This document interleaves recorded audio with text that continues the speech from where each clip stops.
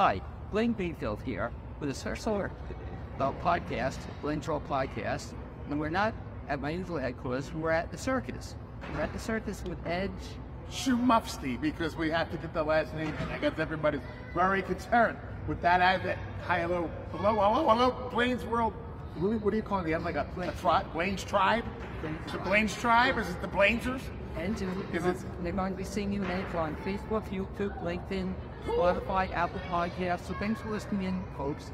It's really exciting because I'm here with Edge at the Bernardo's Circus. That's right. I'm going to invite people to come to it because I'll tell you, Edge, I've been here now. This will be the third year I've been here, and each year, incredible, it seems to get better and better. Yes, it does. Well, let me ask you this: in terms of being in the circus, as a kid, where did you grow up? I was born in Philadelphia, right downtown in Fishtown. And I grew up in a bunch of uncles that were jokesters, to say the least. But we moved from Philadelphia, which was way upstate New York, up on the Canadian border when I was just about 12 years old, and I saw a juggler at the Renaissance Fair when we moved up there. So we went from inner city to all the way up to the New York and Canadian border, and I went to this Renaissance Fair, and there was a juggler there, and I just loved what he did. And I spent the whole weekend there just watching his show over and over and over again. And by that winter, I was doing birthday parties at about 13 years old. And so, when did you decide you wanted to be in the circus? Right away, as soon as I saw the juggler. I mean, juggling and circus are kept inextricably, overlaid. I don't know if that's the right way to say that. But when I became a juggler, or when I started learning how to juggle, everybody right away said, "Oh, you mean a circus? Oh, you mean a circus?" But I didn't really know when I learned how to juggle. I just learned how to juggle from a street performer, kind of, And I loved the idea that I could take these three things, whatever they are, and I can impress my friends, or I can impress the girls, or I can impress people just by doing this thing by myself in private, and then bring it out when it's ready. And that really resonated with me. So I learned how to juggle, and then the clowning came late. Well, it so frustrated you the first time I saw you, and each time you tend to juggle different things. In other words, are you always looking to find something else to juggle? Yeah, I got bored with traditional juggling really fast. I think some of the shine wore off when, as I started studying the art and seeking it out and going to see other performers, and I started seeing a lot of repetition and a lot of the bits and the gags that were so refreshing to me are like this one you got it with me. I don't ever get called for that. They were refreshing. When you first see something, you're like, "Oh my God, that was amazing!" And then if you go and you see somebody else do something extremely similar, it's amazing. And then you see a third and a fourth and a fifth and sixth, and I'm like, "Oh my God, everybody's doing this." I didn't know. When you see it the first time, and a lot of people's experience will only be one type of juggler, or so it doesn't necessarily. But as I searched as an artist, I saw a lot of similarities, and I looked to bring something new to, whether it's the prop, or the way the prop is presented, the way the prop is built, or the way the prop is lit, or what you do with the prop, and just try to mix it up in some way. Sometimes better, sometimes worse, but definitely different. What I like so much about watching it, the salaries of juggling, was the fun involved with it, and their enthusiasm, which is overwhelming to watch you. But I love what I do. Yeah, I love what I do. Yeah, there's nothing else I would want to do in the world. What was the first circus you ran? I went to the Ringling Brothers in Martin Valley Clown College in 1993, and that was one of the turning points that led to a lifetime of entertainment. I think, when you're a teen and preteen, you're developing and you're growing, and I knew I had a passion for it, but I don't know, had I not gotten into Ringlings, I don't know that I would have continued as I did. That was like my introduction to truly professional, my dream. It was what I was. You were bringing books out.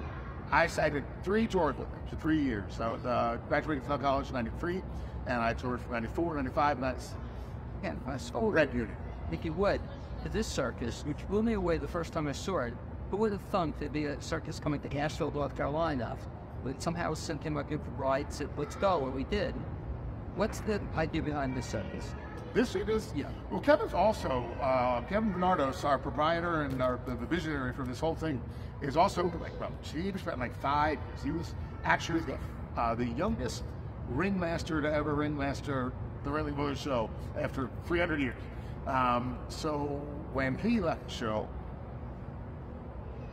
he was looking for a place to continue to follow his circus dream, not to be, that's our motto here is follow your dreams. In particular, we are following a circus dream. And he looked around and he realized the best way to have the job he wanted was creating. And in doing so, he made a playground for all of us.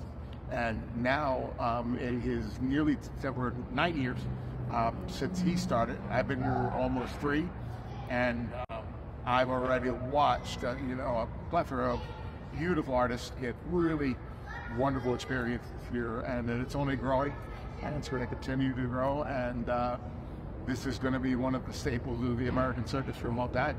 And talk about the circus then. This particular circus, for those who have never seen it, in other words, it's not typical Bling Brothers circus where we grew up with animals and stuff. It's different in terms of. Well, I mean, typical is the relative word. You're about a generation off on your numbers there, because there's more people that don't really understand what a circus is right now. An entire generation of people. And if they do know what it is, it's probably Cirque du Soleil, or probably not Ring. Ring's been gone. I mean, now they're back now, but they've been gone for a long time. And even before, they were having a hard time getting that, youthful, put your phone down generation to come see. Now they're doing a really good job of getting that sorted out right now.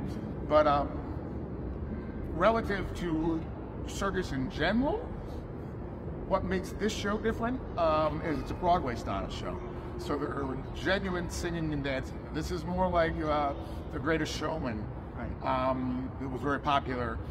Kevin is a great vocalist, and we have a dedicated song and dance breaks in the middle of the circus. That isn't necessarily, I mean, there's spec and there's managed at Ringling, which is song and dance breaks, so I shouldn't have said that, but not as clear cut as this is a Broadway style experience.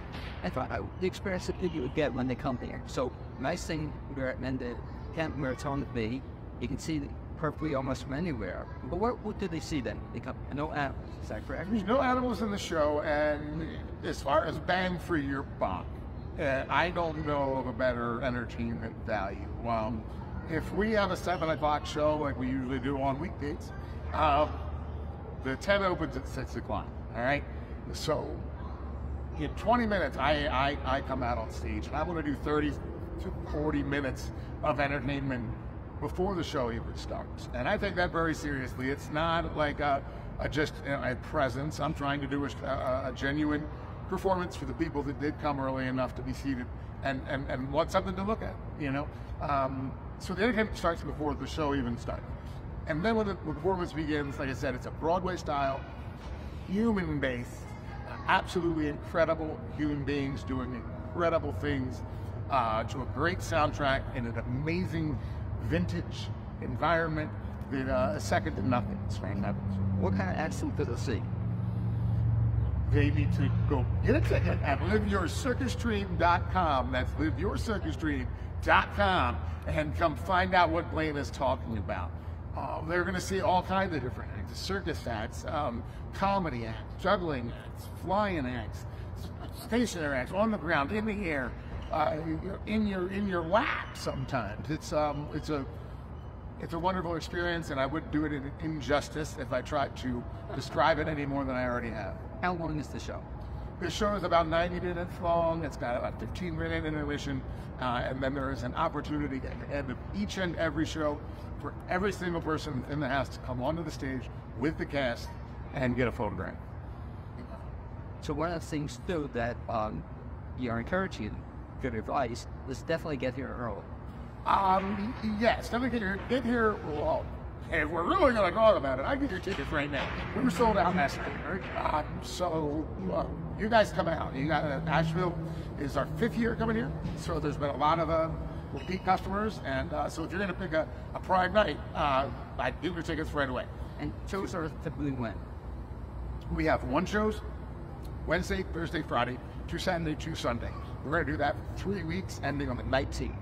And then so after you finish here, where do you go? We go to Winter Garden, Florida, just outside of Orlando. And how long are you there?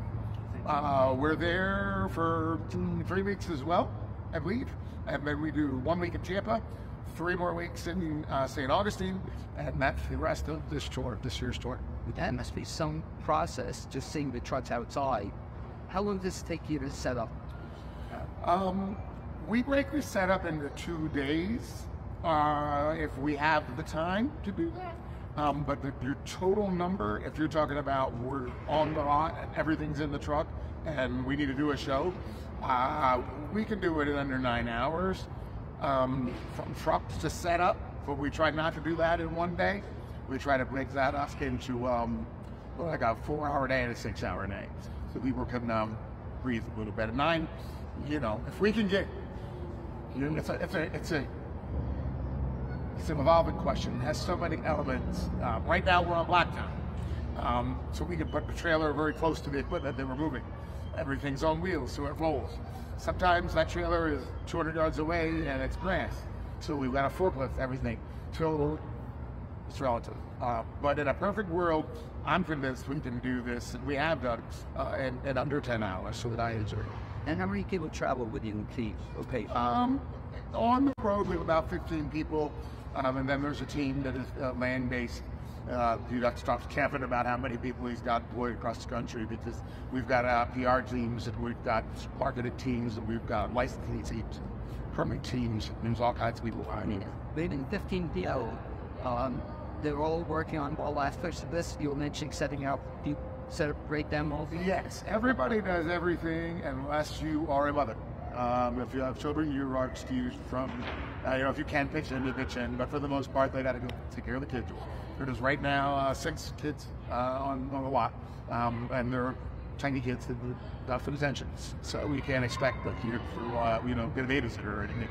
But we are going to have a full-time teacher next year during the set, so there'll be the continuation of all the kids as they get older to make sure their education is getting sorted.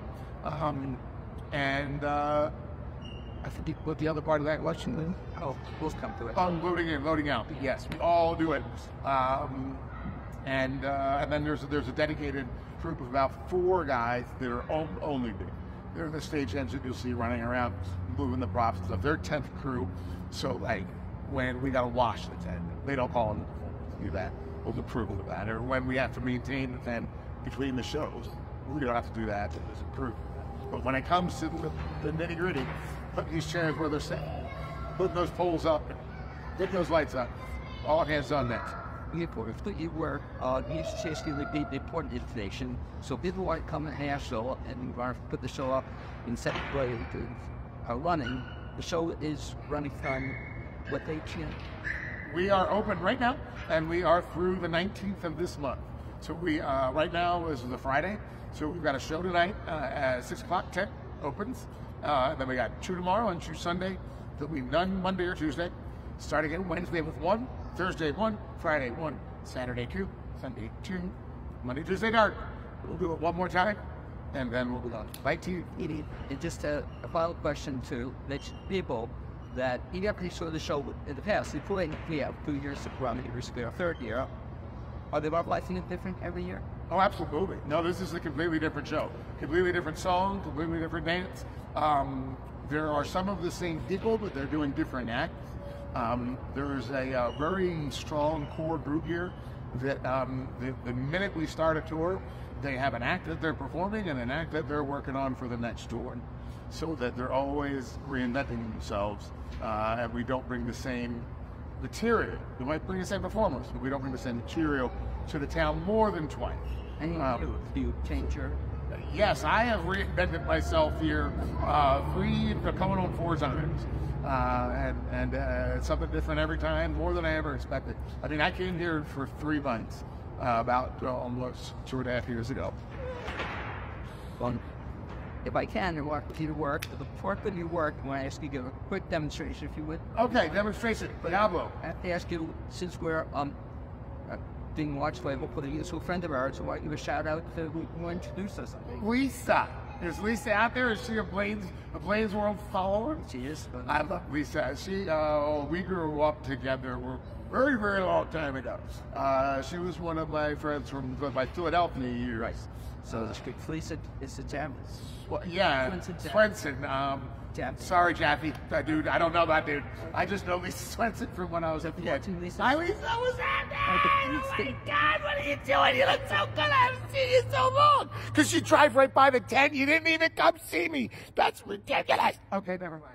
You wanted to talk to me? Now we will. Say to Lisa, we want to have Edge give a brief demonstration if you would. I keep it under like 2 hours, you think? Keep it under 2 hours? You don't even have to get up. No, it's fine. I'm going to stay right here. Oh, okay. You don't even have to get up. Thank you. Yes, this is one of my favorite tricks. You may have seen me do this like first year with my ricochet bungee apparatus, and, but this is a Chinese yo-yo. Now this is an extremely old trick. This dates back 3,000 years into the Chinese heritage. It's like carbon stone walls and stuff. Not this one exactly, but similar ones. You can hear Lisa already. Okay, and what it is the original yo-yo. Now you guys are used to a yo-yo that stays on the string, and this one can of course stay on the string. Your yo-yo probably would go up and down, similar to this right here. Seated blade. I'm doing this seated. Okay. And then let's see if we get back underneath that. But of course, this yo-yo can leave the string. Now I'm sure that's not even out of your frame. Whammo, whammo, whammo. Watch this. This is the big one. Wham. A little bit of this, a little bit of that. Let the stick go. Pop it up. Catch it. Wham. That's what I'm talking about. Bernardo Circus. LiveYourCircusDream.com. It's that simple. Get on there, get your tickets to Asheville, because we are here, not for a long time, but for a good time. And hopefully we'll be back next year. As always, Blaine, Ed, thank you. You're the man. Good. Thank you, sir. Thank you. Let me just start Blaine, this he's a off. crazy guy. Crazy Blaine.